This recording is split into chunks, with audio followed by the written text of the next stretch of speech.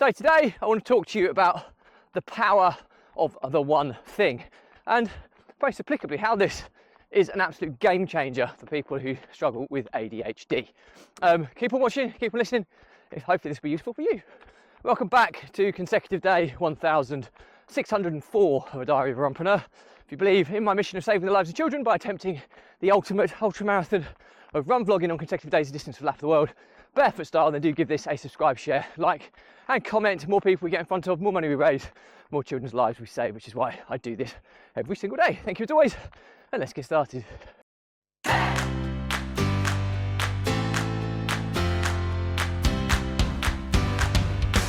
So, consecutive day 1604 of A Diary of a Runpreneur, and today's topic is the power of the one thing, and how applicably this can be absolute game changing for those of you who struggle with ADHD. So if I can't remember who the book was by, annoyingly, I will find it and I'll discuss it in a separate episode, or I'll add the link below. The One Thing is a famous book based on productivity, and its concept is really simple. Okay, it's what is the single thing you can do today that will move you or give you the most progress in your world before tomorrow. Okay, it's as simple as that. And it's quite easy for us to think of really productive days as doing loads of little things. But often it is just moving that massive, gargantuous task or project, just nudging it forward slightly is the single most important thing that you need to do that given day.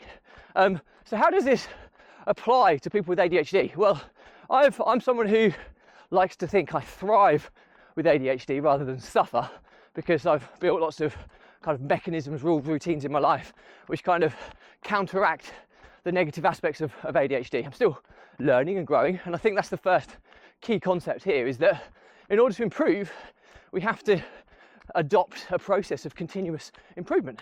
So what do we mean by that? Well, look at what you're doing and think, maybe tomorrow could I do something slightly better, or could I do this in a slightly better way?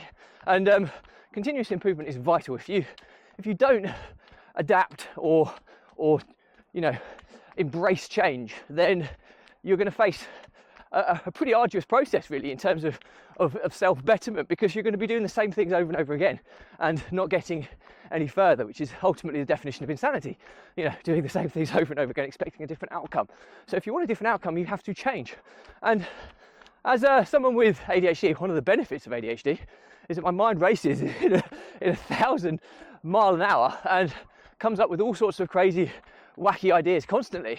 But something that I'm super into and focused on is productivity. How do I get those marginal gains in my world, in all facets of my life?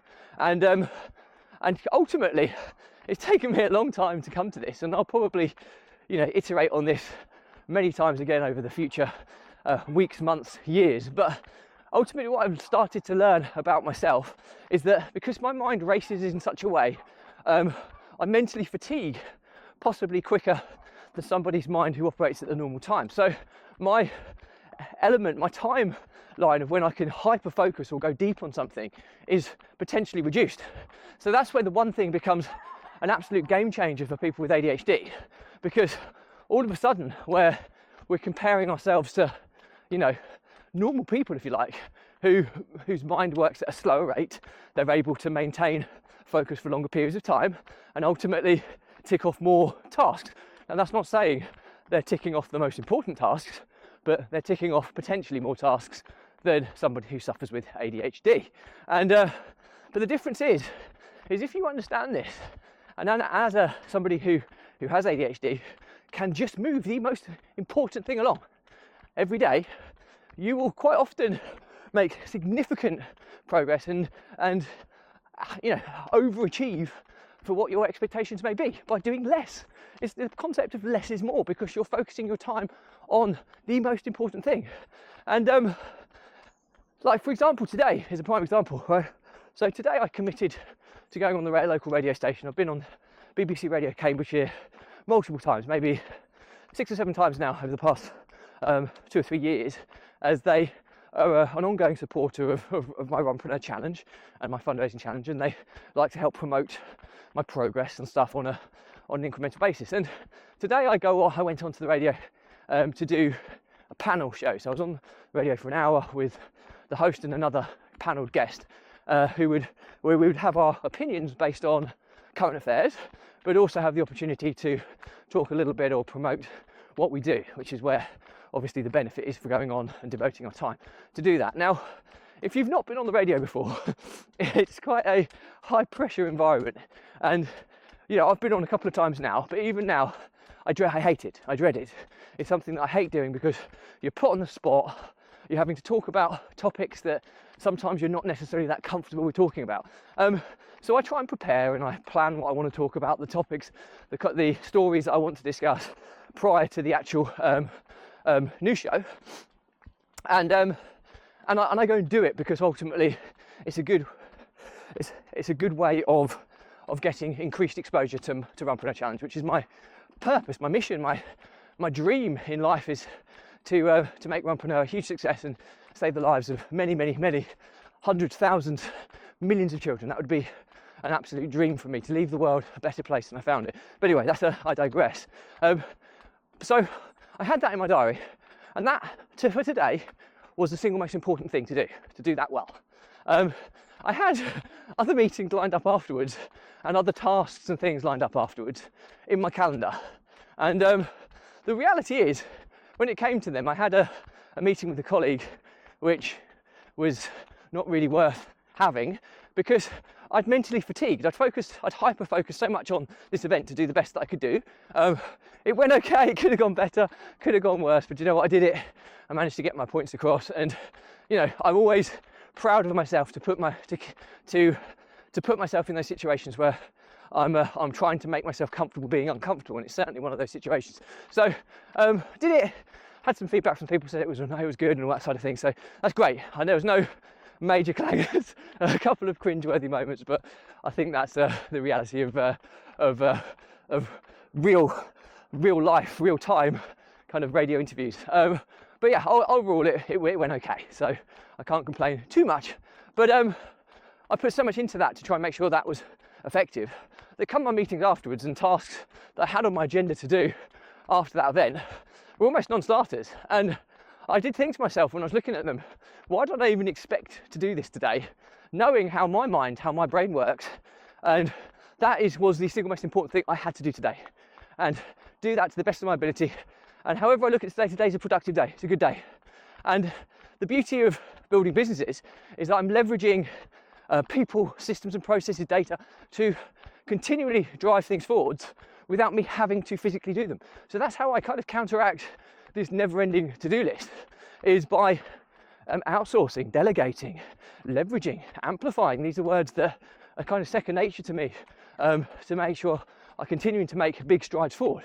And what I now need to try and do is try and get the same kind of principles of continuous improvement with the team, that as long as they're moving the most important thing forward in their world, in their working role or job within the business forwards today, it's been a productive day. And I think it's a really, really key concept, but it does work incredibly well for people with ADHD who potentially mentally fatigue quicker than the normal mind, which I certainly find myself doing on regular occasions. And it's also setting realistic expectations. So I think the learnings from my diary today is, if you're not familiar with the productivity method, which is the power of the one thing, there's a book called The One Thing. I can't exactly remember who the author is. Amazing book, but the concept is really, really simple. It is simply what is the most important thing in your world today that you can do, which will give you the most progress before tomorrow in whatever area of life. Focus on that one thing. If you do that, you've had a productive day. It's a really simple concept, but how that applies to people with ADHD is, if you're anything like me, when I hyper focus on certain things, I'm so fixated, so focused on things that I mentally fatigue quicker than probably the normal mind. So I lose concentration quicker than somebody who doesn't have ADHD. And the benefit of that is I can go really deep on stuff and get some really good output in less time. But the downside of it is that short window of opportunity, once it's gone, it's really difficult for me to get back involved in and do deep level or meaningful work after that, because I'm mentally fatigued and my hyper-focus zone for the day is gone. And now I understand that. Making sure that hyper-focused area is focused on the one thing, the power of the one thing, it ensures that I make maximum progress for me every day, and that's super effective. It works for normal-minded people, but specifically it's really powerful for people with ADHD. So hopefully you find that useful. Questions or comments, drop me a line. I'll respond to everyone. Do remember though, if you believe in my mission of saving the lives of children by attempting the ultimate ultra marathon of run vlogging on consecutive days, a distance of a lap of the world, barefoot style, then do give this a subscribe, share, like and comment. More people we get in front of, more money we raise, more children's lives we save, which is why I do this every single day. Thank you as always. Stay positive, stay happy. I'll see you again tomorrow.